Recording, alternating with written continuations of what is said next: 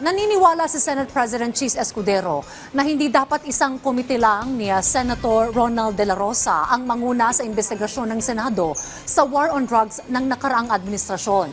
Mungkahi naman ng ilang senador, dapat buong Senado ang humawak ng investigasyon. Ang detalye sa ulat ni Daniel Manalastas. Mungkahi ngayon ni Senadora Risa Hontiveros, Committee of the Whole ng Senado ang humawak ng investigasyon sa madugong war on drugs ng nakalipas na Duterte administration. Ibig sabihin, hindi lang isang komite, kundi buong Senado na ang mag-iimbestiga kung matutuloy man. Sa isang panayam, umaasa ang senadora na mas magiging panatag at mas maiengganyo rin na sumali at tumestigo ang mga anyay victim survivors ng war on drugs. Dapat daw marinig sila para malaman ang katotohanan. Sabi ni Senate President Francis Escudero, kukonsultahin niya ang mga kasamahan tungkol dito.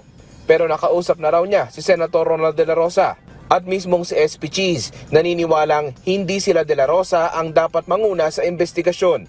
Nadadawit si De La Rosa sa usapin dahil naging PNP chief siya ni dating Pangulong Rodrigo Duterte. Ang sinabi ko sa kanya, anumang investigasyon na nais niya patungkol sa kanya mismo at kay Senator Go, mas maganda siguro kung hindi sila mismo ang manguna ng komiteng yun para walang aligasyon na ito'y personal at hindi impartial at hindi fair. Option daw ang Committee of the Whole, pero tinitignan din ni Escudero ang iba pang komite na pwedeng humawak ng investigasyon. Maliban sa komite ni Senator Bato, siyempre may karapatan siya at bahagi siya doon sa pagtalakay at discuss ng bagay na yun. Pero isasa-formal ko ito sa mga susunod pang araw.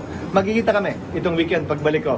Para naman kay Senate Minority Leader Coco Pimentel, dapat may managot. Bukod dito, dapat din daw malaman kung sino ang mga naging pabaya. Kailangan daw managot ang kriminal, murderer at mastermind, gayon din ang mga natulog-an niya sa pansitan. Para naman kay Senadora Amy Marcos, dalhin na sa hudikatura ang usapin.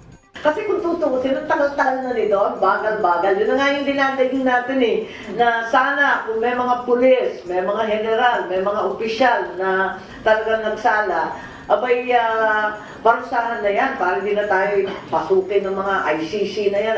Daniel Manalastas para sa Pambansang TV sa Bagong Pilipinas.